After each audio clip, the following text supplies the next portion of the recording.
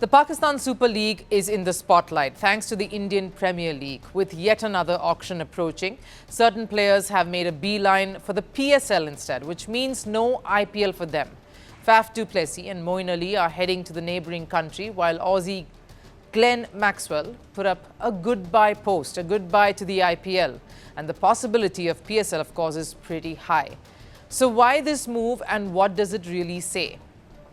Now, let's be clear about one thing here. Indian Premier League is the pinnacle of all cricket leagues. It sits at the top of the pyramid when it comes to cricket leagues the world over.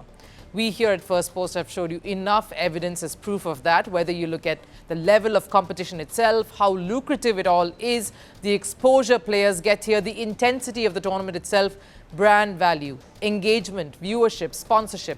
IPL ticks all the boxes and has positioned and grown itself to be the superstar of cricket leagues. It was the first one to be, and it has only grown from strength to strength since then. Every other league that operates now in various countries came much after as an inspiration and a takeoff from the IPL, and that includes PSL too. So why are certain players then migrating to PSL? There are a few reasons for this. Let's start with the more obvious and simplest one. Faf du Plessis doesn't play for his country anymore. He's been a legendary captain, and even after he's retired, the IPL saw him contribute consistently. But what about the options he has now? Things have slowed down post his exit from CSK. Now, while he did enjoy leadership at RCB right after, it was a bit of a mixed bag of a stint for him, resulting in him proceeding to the Delhi franchise, who have let him go after a single season with them. And let's face it, in a mini auction and with all teams mostly stacked up and thousands heading into that pool to be auctioned off, what are the chances really of a former cricketer to get into a franchise? Every IPL franchise has certain roles to fill, certain key roles, and someone like Faf, who's still fit and raring to go, yes, cannot be picked to just warm the benches. Even if an IPL team would be ready and willing to do just that, because Faf, unlike some Australians, is someone who only helps a dressing room flourish. But he would want to be picked and picked to play. And that option won't be available in any of the 10 teams. So needless to say, it's best to look at other pastures, other options, particularly like PSL. That is hungry for faces. They are desperate for big names who can headline their property and give it the facelift it needs. David Warner did that last year, and so Faf du Plessis would be that big draw for them in the season ahead. The other reason, of course, is where you are in your career. Now, while Faf still has fuel in the tank, IPL is a more grueling and intense tournament, far more than a shorter PSL. So guaranteed you are not pushing yourself as much as you have to and yet getting what you want. Then, of course, there's the very key aspect of leadership. Guys like Faf are captaincy material.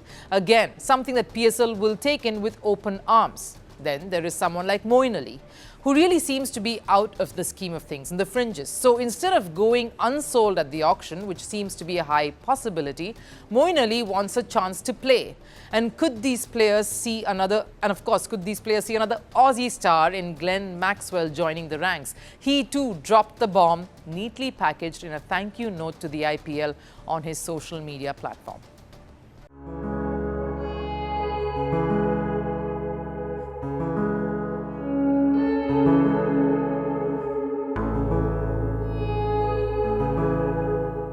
Triggering speculations on whether PSL will be his next stopover too. Now, we are not quite sure about that, but I won't put it past him. So what do I take away from this developing story? Now, while PSL is increasingly becoming a retirement home for some legends of the sport, this migration of some others who've not been captains or leaders really in IPL franchises tells us something. Your value in a setup isn't just about the skills and the talent that you bring to an IPL dressing room and to that squad permutation. What do you impart to that franchise? The youngsters in the team, what is your contribution to the setup? And not just on the scoreboard. There have been few foreigners who continue to be part of IPL machinery in various capacities long after their playing careers got over. DJ Bravo, Mike Hussey, Mahela Jayawardene, Stephen Fleming. Pollard. That tells you something, that they go above and beyond their defined roles to leave their franchise with something more tangible. Their connect to the young players, for instance. The system is stronger despite their careers being over. And that's what sport really teaches you. How strong is your brotherhood? What's your value? Not as match winner on the field, but as a game changer off it to the sport. If you do not provide that X factor, then PSL is your alternate. And somewhere it's cyclical too. PSL could also be that stopover where aspirations are really born, like it did for Corbin Bosch, Mitchell Owen, Kyle Jamieson, a testing ground before they really take flight and enter the IPL. Either ways, PSL should hardly complain. What they can do, though, is try to make it more attractive and ensure these stars, who clearly still have residual pull, leave with good memories and not resort to this league with trepidation or anxiety and as something of a last resort. Quite a challenge then, particularly after the horrific last season that transpired at the PSL. They promised glory. They delivered fear.